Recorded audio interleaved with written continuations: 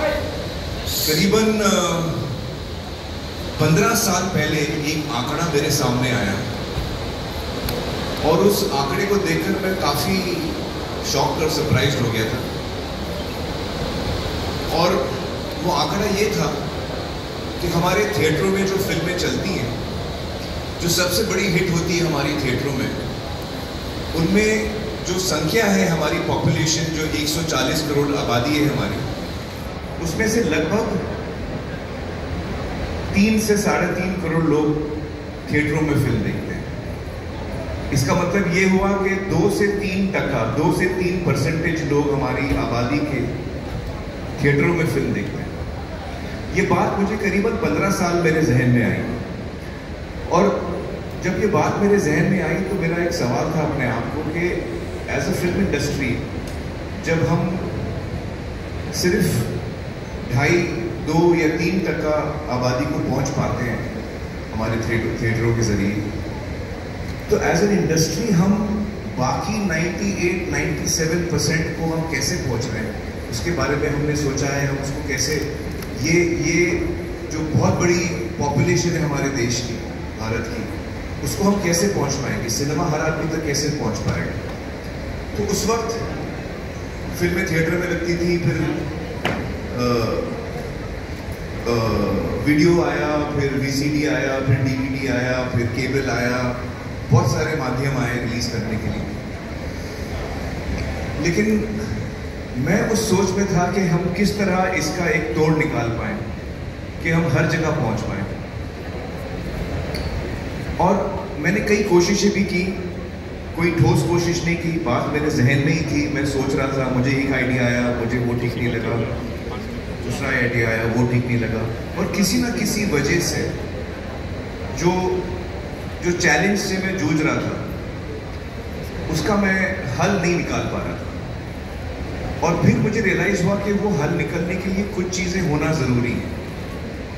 और फिर हमारी सरकार ने यूपीआई लाया, और जब यूपीआई आया हिंदुस्तान में, तो इलेक्ट्रॉनिक पेमेंट्स, जो हम डिजिटल पेमेंट्स जिसको हम कहते हैं, वो बहुत आसान हो गए। आज हिंदुस्तान पूरे वर्ल्ड में नंबर 1 कंट्री है इलेक्ट्रॉनिक पेमेंट्स के लिए। तो ये एक बहुत बड़ा चेंज आया। दूसरा जो चेंज आया वो ये कि इंटरनेट पेनिट्रेशन बढ़ते गया। आज हमारा इंटरनेट पेनिट्रेशन बहुत ज्यादा है और हर रोज बढ़ रहा है।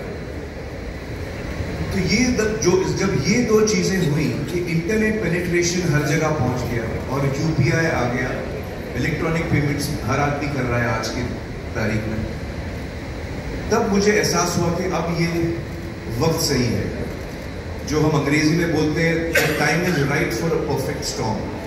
तो मुझे लगा कि ये वो समय है जब हम, जो मैं सोच रहा था उसका अब मुझे एक उत्तर मिला। और वो उत्तर ये था कि आज हम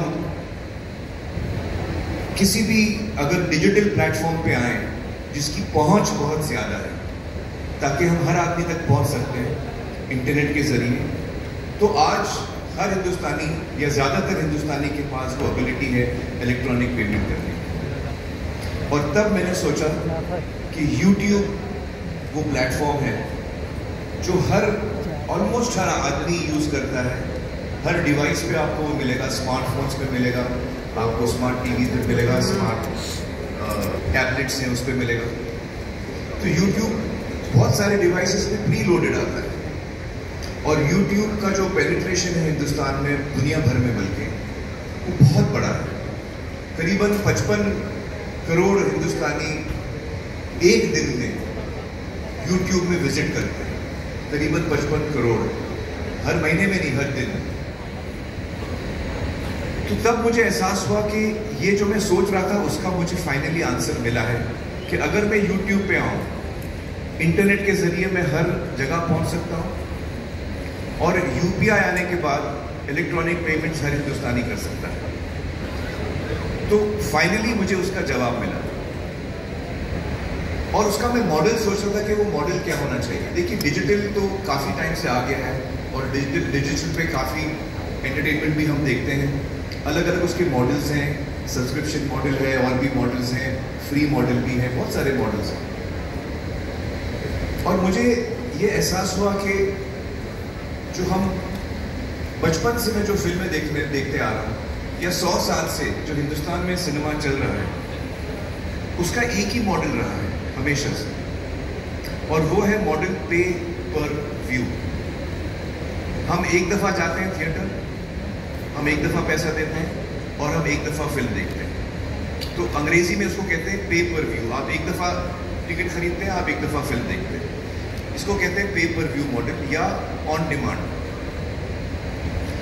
तो मुझे लगा कि जिस तरीके से हम आमतौर पे फिल्म देखते आ रहे हैं, वही मॉडल को मैं अपनी ऑडियंस तक ले जाना चाहता हूँ। पहले वो थिएटर में जाके पेपर व्यू करते थे, एक दफ़ा पैसा दे के एक दफ़ा थिएटर फिल्म देखते थे, अपनी पसंद की फिल्म देखते थे, और वही सुविधा, वही फैसिलिटी मैं हर एक हिंदुस्तानी तक पहुँचाना चाहता हूँ। और मुझे समझ में आया कि ये मॉडल पेपर व्यू का जो आज तक चला आ रहा है, वही मॉडल मैं कंटिन्यू करना चाहूँगा यूट्यूब पर। और इसी सोच से कुछ महीने पहले मैंने आमिर खान टॉकीज़ लॉन्च किया। आमिर खान टॉकीज़ कुछ महीने पहले लॉन्च हुआ, उस पर काफ़ी मटेरियल है जो आप देख सकते हैं। उसका नाम मैंने टॉकीज़ इसलिए रखा था क्योंकि मुझे पता था कि कुछ महीने बाद मैं अपनी फिल्म यहाँ पर रिलीज करने वाला हूँ। तो ये जो मेरा एक सपना हमेशा से रहा है, एक क्रिएटिव इंसान होने के नाते मेरा ये सपना हमेशा से रहा है कि मैं हर हिंदुस्तानी तक पहुंच सकूं, और हर हिंदुस्तानी तक पहुंच सकूं एक किफ़ायती दाम में, ताकि वो अफोर्ड कर सके। उसकी चॉइस है कि वो कौन सी फिल्म देखना चाहता है, लेकिन कम से कम as cinema makers, as film makers, हम कम से कम अपनी ऑडियंस तक पहुंचने की कोशिश तो करें।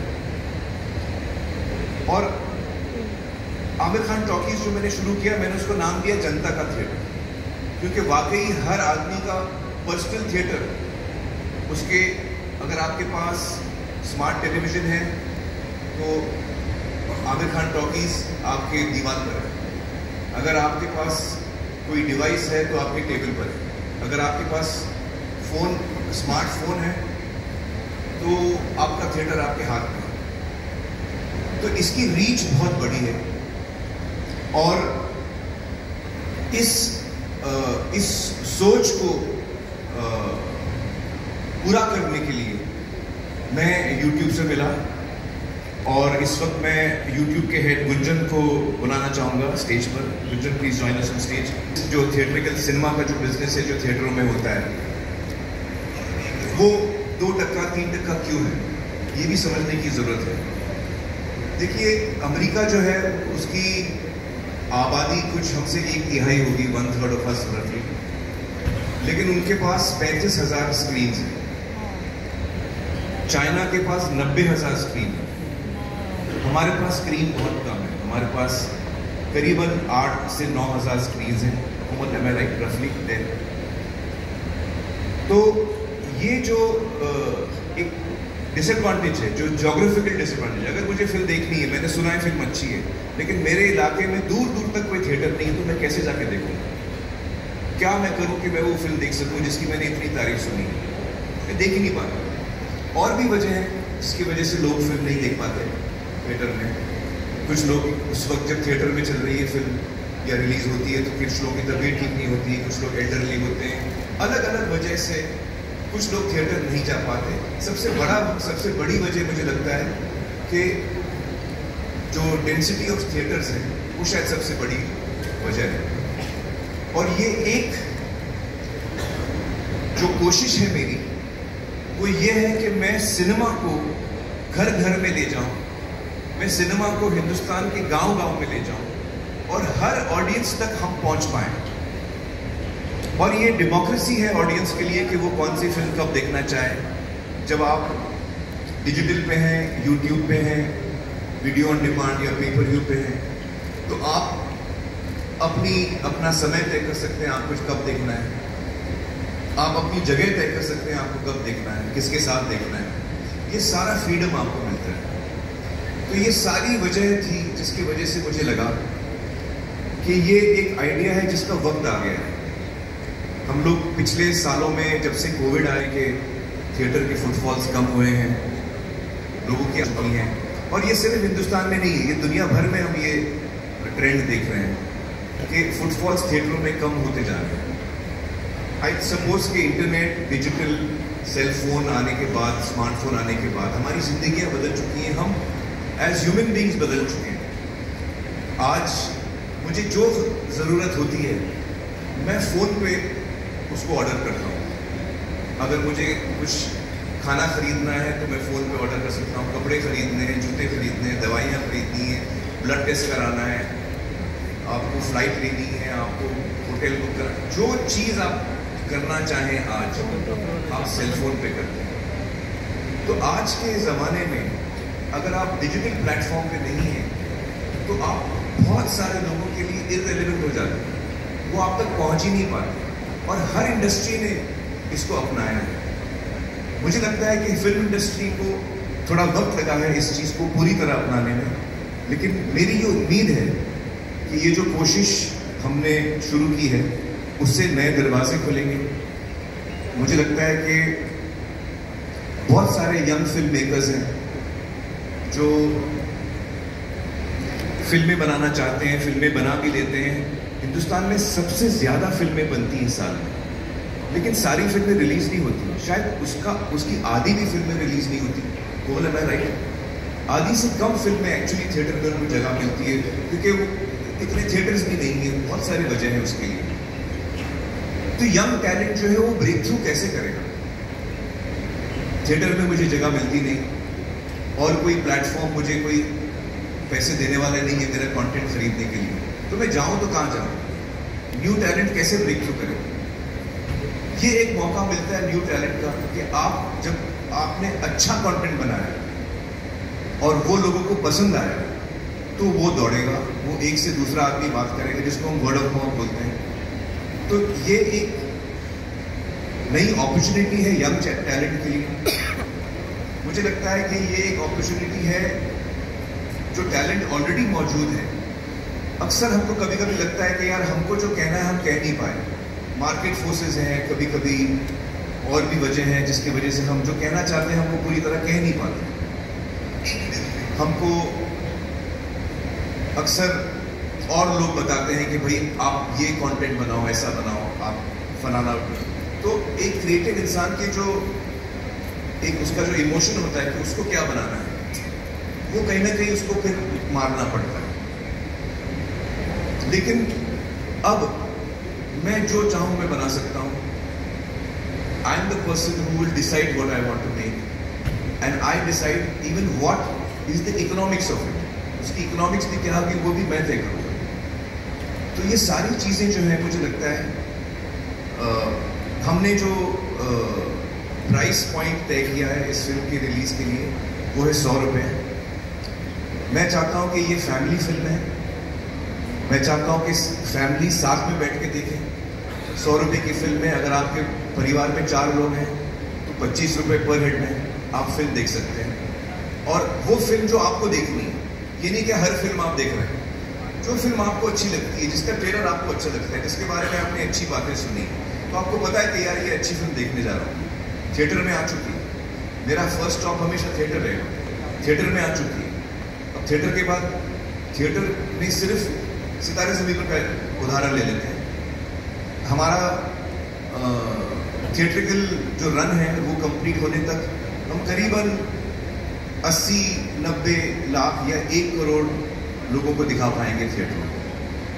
80 लाख और 1 करोड़ के बीच में ये फिगर के यहाँ के बैठे हैं। बाकी हिंदुस्तान, बाकी के लोग कहाँ देखेंगे? तो ये मेरी तरफ से कोशिश है कि मैं काम कर रहा हूँ, जो मैं क्रिएटिव काम कर रहा हूँ, वो मैं हर एक हिंदुस्तानी तक पहुँचा पाऊँ।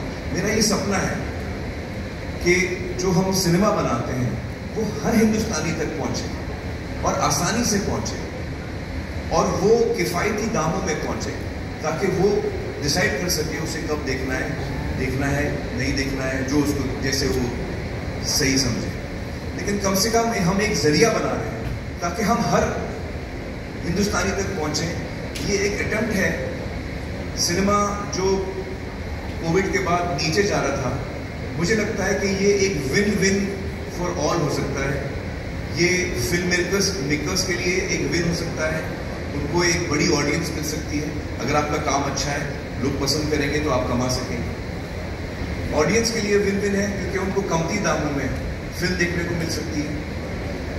आप सोचिए कि एक परिवार में अगर 4 लोग हैं, वो फिल्म देख रहे हैं, 100 रुपये में देख रहे हैं, तो 25 रुपये पर हेड होता है। आप अपने नेबर्स को भी बुला लीजिए। मैं जब छोटा था, हम लोग नेबर्स के साथ में बैठे देखते थे शायरी गीत। आप 8 लोग कर लीजिए तो और कम हो जाएगा। आप पूरे गांव को दिखा लीजिए, 100 लोगों को दिखाइए 100 रुपये में, तो 1 रुपये पर हेड पड़ता है। तो ये आपके ऊपर है, आप इसका किस तरह इस्तेमाल करें। लेकिन हमारी कोशिश ये है कि हम हर हिंदुस्तान के कोने कोने तक पहुंचने की कोशिश करें और हर आदमी इसका लाभ उठा पाए। तो ये एक बहुत ही बड़ा कदम है। आप लोग में से बहुत जर्नलिस्ट लोग, मुझे आप लोगों ने पूछा कि मैंने OTT राइट्स या जो S-Word सब्सक्रिप्शन राइट्स मैंने अपने फिल्म के नहीं बेचे, और उसकी वजह ये थी उस वक्त मैं आप लोगों को साफ शायद बोल नहीं पाया, लेकिन उसकी वजह ये थी कि मुझे वो मॉडल ठीक नहीं लग रहा। वो मॉडल मुझे कभी समझ में नहीं आया था और इसीलिए मैंने ये नया मॉडल सोचा है। मुझे उम्मीद है कि आप लोगों को ये मॉडल पसंद आएगा। मुझे उम्मीद है कि देश के हर नागरिक को ये मॉडल पसंद आएगा और एक बार फिर सिनेमा जो है वो जिस बुलंदी पे लहराता था वो एक बार फिर लहराएगा, ये मेरी उम्मीद है। और मैं गुंजन से गुजारिश करूँगा कि वो भी अपने थॉट्स आपके सामने रखें एज यूट्यूब जो हमारे साथ इसमें पार्टनर कर रहे हैं।